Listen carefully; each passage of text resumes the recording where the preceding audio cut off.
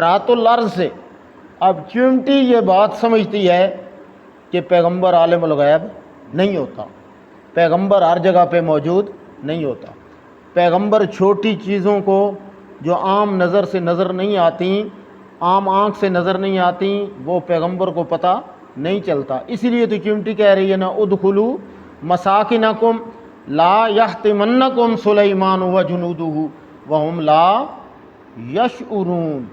تو پیغمبر کو پتہ نہیں چلا۔ اور ہدہد چھوٹا سا پرندہ ہے، میرے خیال میں اس کے دماغ کا وزن 2-3 من ہوتا ہوگا، اور چکچوڑا، اور وہ کہتا ہے کہ میں اس ملک سے ہو کے آیا ہوں کہ ان مردوں پہ مجھے بڑی حیرت ہوئی ہے کہ عورت حکمران ہے۔ اسی نال تصویروں پہ بنوانے ہیں، فخر محسوس کر رہے ہیں۔ اعوذ باللہ من الشیطان الرجیم، بسم اللہ الرحمن الرحیم۔ قل انظروا ماذا فی السماوات والارض وما تغنی الآیات والنذر عن قوم لا یؤمنون فہل ینتظرون الا مثل ایام الذین خلوا من قبلہم قل فانتظروا انی معکم من المنتظرین ثم ننجی رسلنا والذین آمنوا کذالک حقا علینا ننجی المؤمنین۔ صدق اللہ مولانا العظیم۔ قل، میرے پیغمبر صلی اللہ علیہ وسلم، آپ اپنی سچی زبان سے انہیں یہ بات بتلا دیں۔ جب کبھی بھی عام بات ہوتی ہے تو اللہ اپنے پیغمبر صلی اللہ علیہ وسلم کو مخاطب کرتے ہیں کہ آپ اپنی زبان سے انہیں بتلا دیں، ورنہ رب بھی بتلا سکتے ہیں اور ہے بھی حکم رب کا ہے، لیکن آپ بتلائیں انہیں۔ ایک تو یہ ہے کہ آپ کل گواہ ہوں گے اس بات کے، اور دوسرا یہ ہے کہ یہ دنیا کے ہر معاملے میں آپ کے ساتھ بات کرتے ہیں اور آپ کی بات مانتے ہیں، دنیا کے سارے معاملات میں۔ تو آپ انہیں بتلا دیں کہ میں وہی محمد ہوں جس کے بارے میں تم دنیا کے بارے میں سارے فیصلے میرے مانتے۔ انظروا، یہ بات ذہن نشین کر لیں، غور کر لیں۔ ماذا فی السماوات والارض، کیا کچھ پیدا نہیں کیا اللہ نے آسمانوں میں اور زمین میں، یعنی رب کی قدرت جاننے کے لیے اور اسے ماننے کے لیے کتنا کچھ اللہ نے آسمانوں اور زمین میں پیدا کر دیا،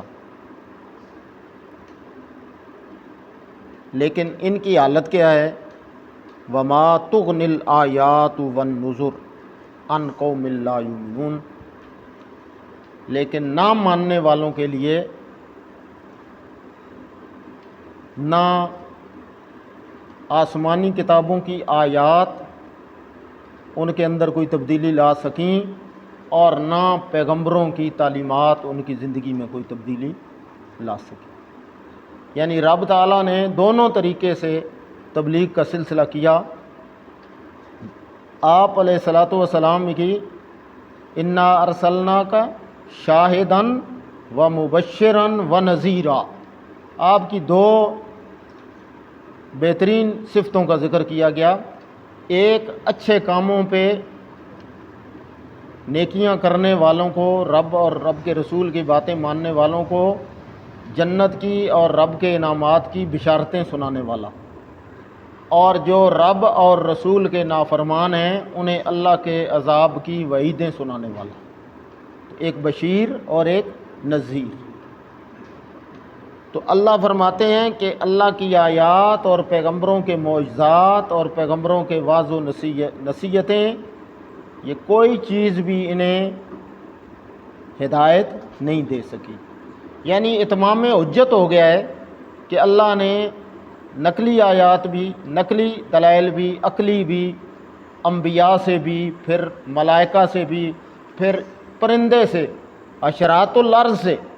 اب چیونٹی یہ بات سمجھتی ہے کہ پیغمبر عالم الغیب نہیں ہوتا، پیغمبر ہر جگہ پہ موجود نہیں ہوتا، پیغمبر چھوٹی چیزوں کو جو عام نظر سے نظر نہیں آتی، عام آنکھ سے نظر نہیں آتی، وہ پیغمبر کو پتہ نہیں چلتا۔ اسی لیے تو چمٹی کہہ رہی ہے نا، ادخلوا مساکنکم لا یحطمنکم سلیمان وجنودہ وہم لا یشعرون۔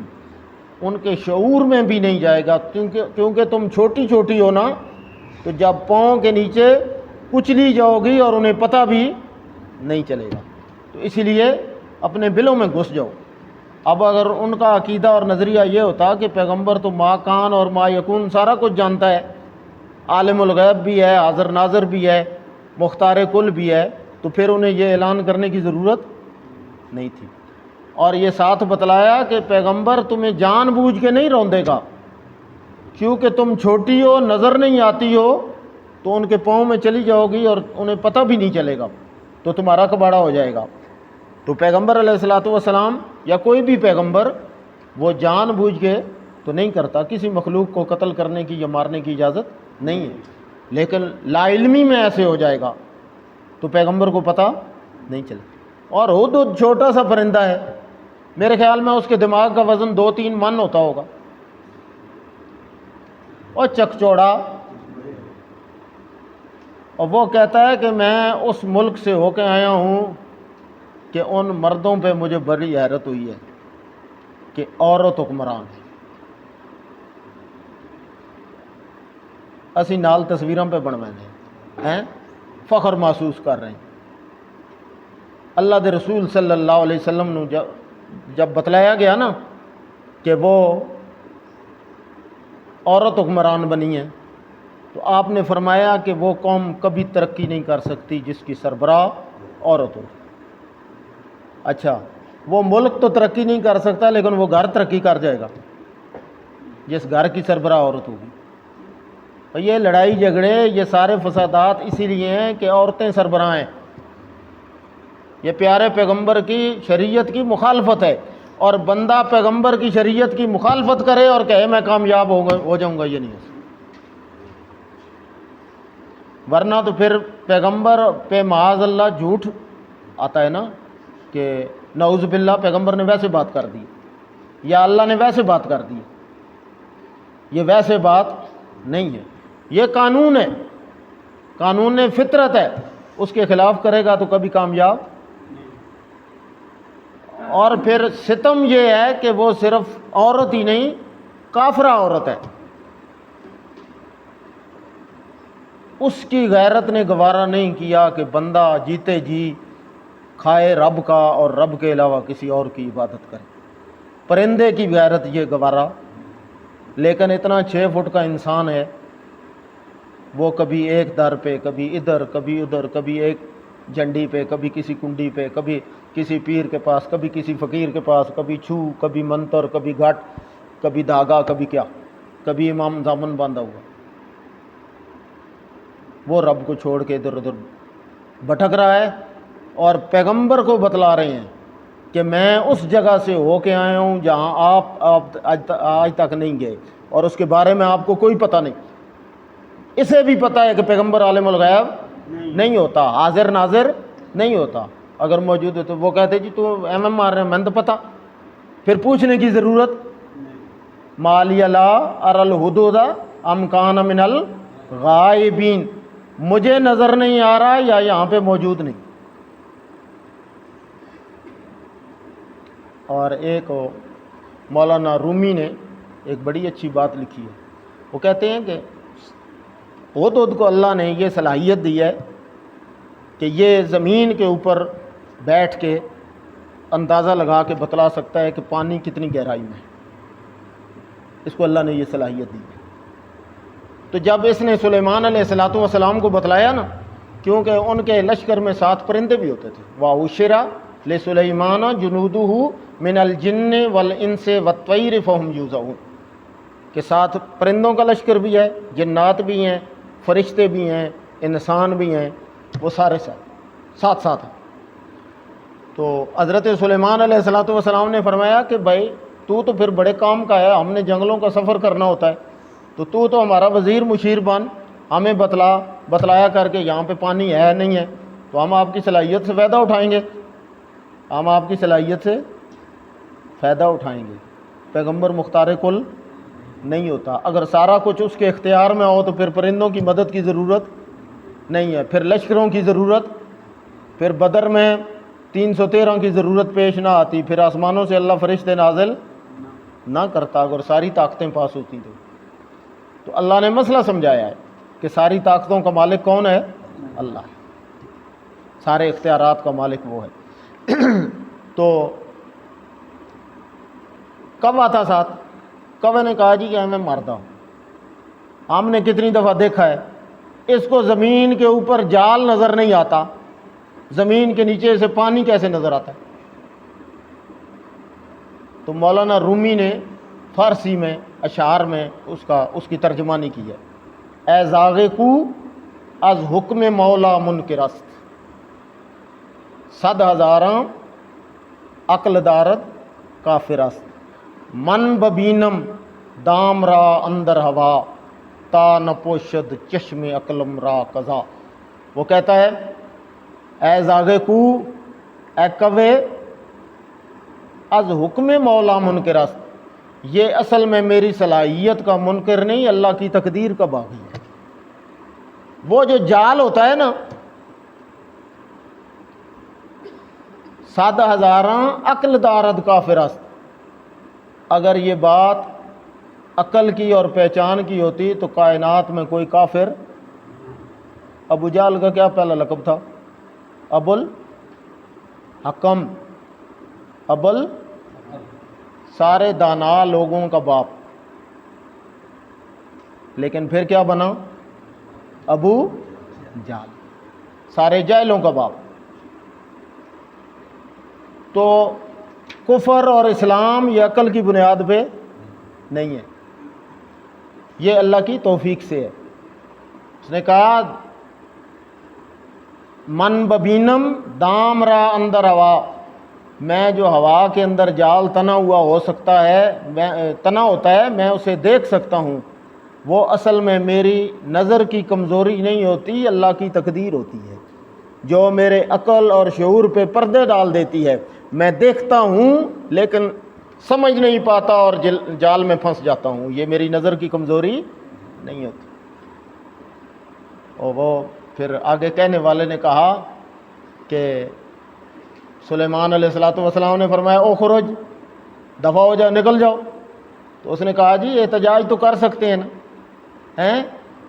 تو وہ کہتے ہیں کہ انہوں نے کہا کہ تو بھی کالا، تیرا لباس اور زبان بھی کالی، جو اللہ کی تقدیر کے منکر ہوتے ہیں وہ اسی طرح بھونکتے رہتے ہیں، اور جن پہ رب راضی ہو جائے وہ پیغمبر کے پہلو میں سوئے رہتے ہیں۔ وہ پھر پیغمبر کے، پھر رب تعالیٰ نے ان کا ایسا مقام بنایا کہ وہ زندگی میں بھی پیغمبر سے جدا نہیں ہوئے، اور رب نے مرنے کے بعد بھی انہیں جدا ہونے نہیں دیا، اور دنیا کے لیے فیصلہ کر دیا کہ وہ ما بین بیتی و ممبری روضۃ من ریاض الجنہ، وہ باقی آخرت میں جنت میں جائیں گے، رب تعالیٰ نے انہیں سلایا اور دفن بھی جنت کے اندر کیا، تاکہ جو انکار کرے وہ پھر ابو بکر اور عمر کا نہ کرے، ساتھ پیغمبر کا بھی انکار کرنا پڑے گا۔ یہ نہیں ہو سکتا کہ دو معاذ اللہ جہنم میں جائیں گے اور درمیان والا جنت میں جائے، یا پھر سب کا انکار کرنا پڑے گا یا سب کا اقرار کرنا پڑے گا۔ تو یہ جو نہ ماننے والے ہیں ان کے لیے کوئی دلیل نہیں، وہ آسمان و زمین کی ساری دلیلیں بھی ہو جائیں انہوں نے ماننا نہیں ہے، وہ پیغمبروں کے واعظ ہوں، وہ معجزات ہوں، وہ کہتے ہیں جی کہ ہم ایسے نہیں مانیں گے، وَلَمْ نُؤْمِنَ لِرُقِيِّكَ حَتَّىٰ تُنَزِّلَ عَلَيْنَا كِتَابًا نَقْرَأُ،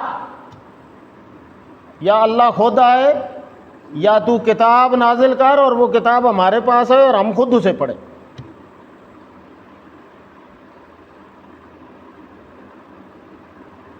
اور اللہ خود فرشتے لے کے آئے ہمارے پاس، پھر ہم مانیں گے، ایسے نہیں مانیں گے۔ ہمارے سامنے آسمان پہ چڑھ اور پھر وہاں سے کتاب لے کے آ اور اس کتاب کو ہم خود پڑھیں، اور اللہ بھی خود آئیں اور ساتھ فرشتے بھی لے کے آئیں، ٹھیک ہے؟ تو نہ ماننے والوں نے نہیں ماننا۔ اللہ فرماتے ہیں پھر ہمارا نتیجہ اور انجام ہم کیا نکالیں گے؟ فَهَلْ يَنْتَظِرُونَ إِلَّا مِثْلَ أَيَّامِ الَّذِينَ خَلَوْا مِن قَبْلِهِمْ۔ میرے پیغمبر صلی اللہ علیہ وسلم پھر انہیں کہیں اس دن کا انتظار کریں۔ کس دن کا؟ وہ قوم عاد، سمود، قوم ہود پہ اور قوم نوح پہ، قوم شعیب پہ جو ہم نے کیا تھا نا، ان دنوں کا پھر انتظار کریں۔ قُلْ فَانْتَظِرُوا، میرے پیغمبر کہیں، وہ بھی پیغمبر کے ساتھ انہوں نے متھا لگایا، ان کا انجام کیا ہوا؟ آپ بھی پیغمبر کے ساتھ اس کی مخالفت پہ اتر آئیں گے، آپ کا انجام بھی وہی ہوگا، کیونکہ ان کا کام بھی وہی تھا اور ان کا انجام بھی وہی ہوا۔ اور اگر یہی کام آپ کریں گے تو آپ کا انجام بھی، انجام کس پہ؟ کام پہ، جیسا کام ویسا انجام۔ پیغمبروں کی موافقت کریں گے تو انجام اچھا ہوگا۔ اچھا، نہ ماننے والوں کا انجام وہی ہوگا جو ان کا ہے۔ ثم ننجی رسلنا، اور نجات اور کامیابی کس کو ہونی ہے؟ اللہ نے اپنے نبیوں کو دینی ہے اور نبیوں کے ماننے والوں کو دینی ہے۔ اچھا، یہ صرف جو نبی کا ماننے والا ہے، قربان جائیں رب کی رحمت پہ۔ وہ جو ساتھ تھے صرف صحابہ، ان کے لیے 2 دفعہ ایمان والوں کا تذکرہ کیا ہے۔ ایک وہ ایمان والے جو وقت کے پیغمبر کے ساتھ کھڑے تھے، وہ کیا بنے؟ صحابہ۔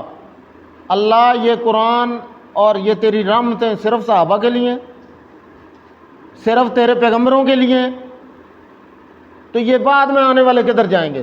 فرمایا نہیں، کذالک۔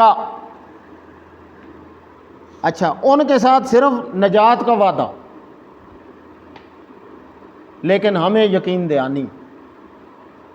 رب تعالیٰ فرما رہے ہیں کذالک، ہمارا قانون اسی طرح ہے، قانون میں تبدیلی نہیں۔ تبدیلی کدھر سے ہے؟ ہماری طرف سے، کہ ہم اپنے آپ کو یہ ثابت کر سکیں کہ ہم ایمان والے ہیں۔ یہ ضروری ہے کہ ہم پہلے ثابت کریں کہ ہم ایمان والے ہیں بھی کہ نہیں۔ جب یہ ہم ثابت کر دیں گے، یہ ثابت ہو جائے گا اللہ کے ہاں کہ ہم ایمان والے ہیں، تو پھر اللہ معاملہ وہی کریں گے جو نبیوں کے ساتھ کیا تھا۔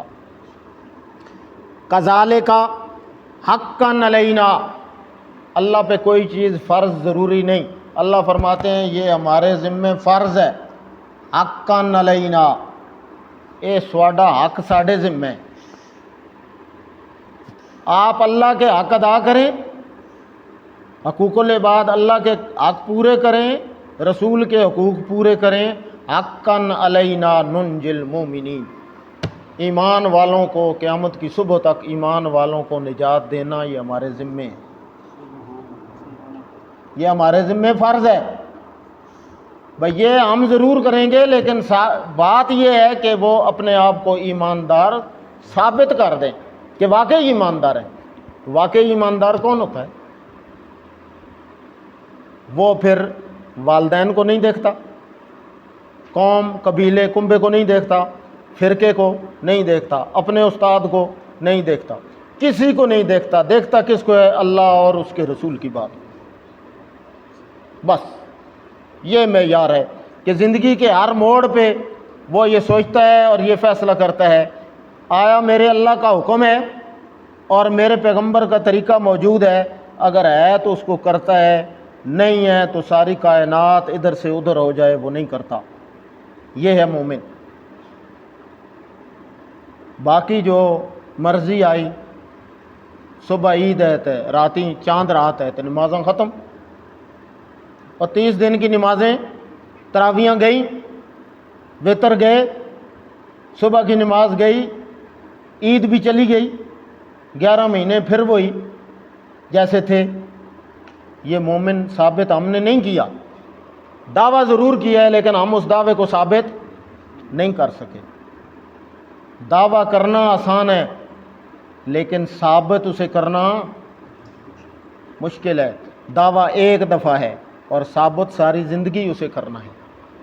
وَاعْبُدْ رَبَّكَ حَتَّى يَأْتِيَكَ الْيَقِينُ قُلْ إِنَّ صَلَاتِي وَنُسُكِي وَمَحْيَايَ وَمَمَاتِي لِلَّهِ رَبِّ الْعَالَمِينَ۔ اور علامہ اقبال کیا کہتے ہیں؟ وہ کہتے ہیں توحید تو یہ ہے کہ خدا حشر میں کہہ دے یہ بندہ دو عالم سے خفا میرے لیے ہے، کہ یہ والدین سے لڑا صرف میرے لیے، یہ کسی استاد کے ساتھ اس کا جھگڑا صرف میرے لیے تھا، اس کی رازگی اور ناراضگی، اس کی غمی اور خوشی، اس کا کسی کے ساتھ محبت اور کسی کے ساتھ عداوت، یہ اپنی ذات کے لیے نہیں تھی، اپنی جماعت کے لیے نہیں تھی، اپنی اولاد کے لیے نہیں تھی، کس کے لیے تھی؟ اللہ کے لیے تھی۔ اگر کسی کے ساتھ اچھے طریقے سے کیا تو اسی لیے کیا کہ یہ اللہ اور اس کے رسول کو ماننے والا ہے، اور اگر کسی کے ساتھ عداوت اور نفرت کی تو اس بنیاد پہ کی کہ کیونکہ یہ اللہ اور اس کے رسول کا دشمن ہے، لہٰذا جو اللہ اور اس کے رسول کا دشمن ہے وہ میرا بھی۔ یا ایھا الذین آمنوا لا تتخذوا عدوی وعدوکم اولیاء، جو تمہارے دشمن ہیں اپنے دشمن سے تو ہر کوئی دشمنی رکھتا ہے، مزہ یہ ہے کہ اللہ اور اس کے رسول کے دشمن کے ساتھ دشمنی رکھی جائے اور اللہ اور اس کے رسول کے دوست کے ساتھ دوستی رکھی جائے، یہ اصل شریعت ہے۔ ہمارے باقی سارے کام تو وقتی ہیں، اس کے لیے تو ہم ناراض بھی ہو جاتے ہیں، نیکیاں بدیاں بھی ختم ہو جاتی ہیں، طلاقیں بھی ہو جاتی ہیں، رشتے بھی ختم۔ یار ووٹ کوئی نہ دے دوے پیچھے کتنی طلاقیں ہوئی ہیں، منگنیاں ختم ہو گئی ہیں، یار انہوں نے پیچھے ووٹ نہیں دیتے، میں ادھر کھڑا، حالانکہ کون نہ ماما کھلوتے ہیں نہ چاچا کھلوتے ہیں نہ آپ کھلوتے ہوا جڑا ووٹ لے کے مڑ کے لگا گیا 5 سال ہونے کچھ تو دو پھر آپس ہی لڑ گئے، اور لڑتے اگر اللہ اور اس کے رسول کے لیے لڑتے تو رائے نجات بن جاتی، دنیا اور آخرت کی کامیابی ہو جاتی۔